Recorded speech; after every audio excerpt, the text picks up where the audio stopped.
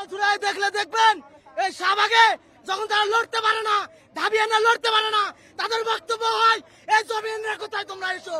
জবিয়ান আসলে তাদের ক্ষমতা বের হয়, আর হাসনাতরা এখানে আসলে ঠান্ডা পানি দিয়ে তাদেরকে ঠান্ডা করা হয়। আর আমাদের এখানে জবিয়ান আসলে মারতে হয়, টিয়ার গ্যাস করা হয়। কেন? এর জবাব দিবে।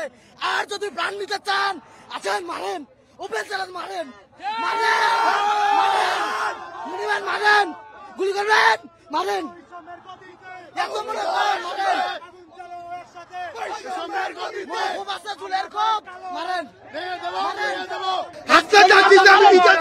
দশটা মানুষ কারোর গায়ে হাত দেয় নাই, আজকে এতগুলো বলে মানে হাত দেওয়ার সাহস পাই কেমন? হাত থাকতে পারে। আমরা বৈষম্য, আমরা বাংলাদেশের বাইরের মানুষ, ও দেশের মানুষ, এই হলো বৈষম্য। এই নতুন বাংলাদেশ চাইছি আমরা, এই জন্য জুলাই প্রাণ দিয়েছি, জুলাই রক্ত দিয়েছি এগুলো করার জন্য।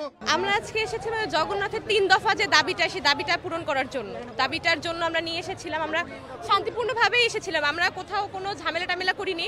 কিন্তু যখন আমাদের মিছিলটা এই যে সচিবালয়ের সামনে মৎস্য ভবন দিয়ে আসছিল, তো তখন তাদের এই যে টিয়ার শেল, গ্যাস, মানে এই হামলা তো আসলে কোনোভাবেই নাই। যে আমাদের ভাইয়াদের কি অবস্থা করেছে, সবার একদম এই যে কি অবস্থা, বাকিদের গুলি করতেছে, টিয়ার শেল, সাউন্ড গ্রেনেড। কেন? এটা কেন? মানে আমরা তো ওনাদেরকে গিয়ে অ্যাটাক করতে যাইনি, বা আমরা তো কোনো অস্ত্র কিছুই নিয়ে আসিনি। এভাবে খালি হাতে স্টুডেন্টদের মানার কি মানে? আমাদের ইন্টারিম গভর্নমেন্ট কাছে টিয়ার শেল কেন ধরে? ভাইদের কি অবস্থা? জগন্নাথের ভাই সাজিদ ভাই আমার শহীদ হয়েছে, আমরা তার সাজিদ ভাই উত্তর আমাদের উপর কেন গুলি করা হইলো? এই জায়গায় আমাকে হামলা করছে তাদের উপর। উপদেশটা তো আমাদের জন্য আসবস্ত হয়ে জায়গায় নাকি? উপদেশটা আমরা যে আন্দোলন না করতাম, সরাসরি হাসিনাকে দেশ থেকে পালাতে বাধ্য হইতো, আমাদের উপর কেন হামলা করা হয়েছে? দেখেন আমার বোন অসুস্থ হয়েছে। ভাই আমাদের জগন্নাথ বিশ্ববিদ্যালয় 2005 সালে প্রতিষ্ঠিত হওয়ার পর থেকে ঢাকার ভিতর একটা অন্যতম পাবলিক ভার্সিটি। এখানে আমাদের যে পাবলিক ভার্সিটির যে একটা মৌলিক বৈশিষ্ট্য থাকে, সেই বৈশিষ্ট্য কোনো আমরা না ক্লাসরুম পাচ্ছি, না আমরা থাকা খাওয়ার সুবিধা পাচ্ছি। আমাদের মাথার উপর ছাদ নাই, আমরা যে কেউ যে থাকবে। আমাদের ঢাকার শহরের ছেলেবেলে কত যে কষ্ট করে আমাদের মেসে দিন যাপন করতে হচ্ছে, এবং যে কত অসুখ বিসুখ মধ্যে কাটাতে হচ্ছে, এগুলো আমরা বুঝতে পারছি। এখন আমরা আসছিলাম এখানে আমাদের একটা হলের দাবি নিয়ে, যাতে আমাদের মাথা গোজার একটা ঠাঁই হয়। এই দাবি নিয়ে আসার পরে পুলিশ আমাদের অতর্কিত হামলা করে, এবং আমরা বিগত যে ব্যারিকেডগুলো আমরা তাদের মধ্যে শান্তিপূর্ণ সমাধানের মাধ্যমে আমরা সামনের দিকে এগোচ্ছি। কিন্তু তার আমাদেরকে টিয়ার সেল মারে অনেকে অসুস্থ হয়, হসপিটালে ভর্তি আছে, এবং অনেকের এখন আশঙ্কাজনক অবস্থা আছে। এখন সরকারের প্রতিনিধি আমাদের এখনো এখানে আসেনি, আমরা এই জন্য এখানে আমরা অবস্থান কর্মসূচি পালন করছি। আমাদের প্রথমে আমরা শান্তিপূর্ণভাবে একটি মিছিল নিয়ে এখানে এসেছিলাম, কিন্তু যে মুহূর্তে আমরা ব্যারিকেড পার করে এদিকে এসেছি, তখনই আমাদের উপর পুলিশ অতর্কিত হামলা করে, যেটা কখনোই যে আমাদের কাম্য ছিল না। তো তাদের এই অতর্কিত হামলার কারণে আমাদের বেশ অনেকগুলো ভাই আহত হয়েছে, আপুরা আহত হয়েছে, এবং যে তাদের টিয়ার শেল নিক্ষেপের কারণে আমাদের এক ভাইয়ের গাল কেটে গিয়েছে, এবং আমরা অনেকজনকে এই পর্যন্ত ঢাকা মেডিকেলে ভর্তি করে এসেছি। এই মুহূর্তে আমাদেরকে যেহেতু পার হতে দেওয়া হচ্ছে না, আমরা এই জায়গায় বসে একটি শান্তিপূর্ণ কর্মসূচি পালন করতেছি। আমাদের দাবি একটাই, আমাদের যে কোনো মূল্যে আমাদের হল আদায় করে নিতে হবে, কারণ জগন্নাথ বিশ্ববিদ্যালয়ের ছাত্রদের মাথার উপর ছাদ নেই।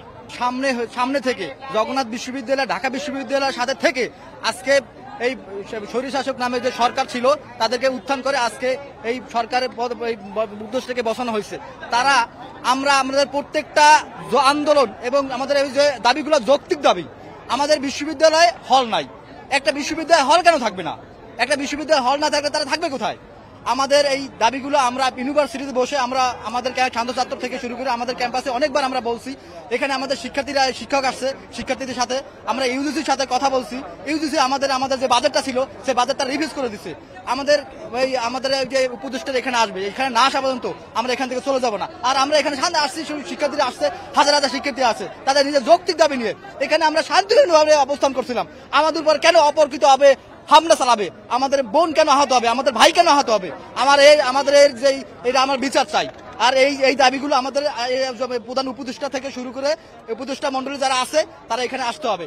আমরা কেন রাস্তায় নামবো? কয়জন ছিল যারা এই আহত হয়েছে কিংবা বিক্ষিপ্ত হয়ে গেছে, তারা সামনে দিকে যায় নাই। কয়জন শিক্ষক আহত হয়েছে, তাদেরকে দেখতে অবস্থা পর্যবেক্ষণ করতে গিয়েছে, এবং আপনারা দেখেছেন বিভিন্ন সময় ব্যারিকেড দেওয়া হয়েছে, এবং আমরা সেই ব্যারিকেড খুব শান্তিপূর্ণ উপায়ে আমরা ছিলাম, আমরা ভাঙার ট্রাই করি নাই। কিন্তু দেখা গেছে আমাদের সময় বিভিন্ন সময় তার টিয়ার শেল, সাউন্ড গ্রেনেড এবং বিভিন্ন ধরনের জল কামান নিক্ষেপ করেছে, এবং ইট পাথর নিক্ষেপ করার মাধ্যমে আমাদের অনেক ভাই বোনকে আহত করেছে, ইভেন আমাদের কয়েকজন শিক্ষকরা আহত হয়েছে।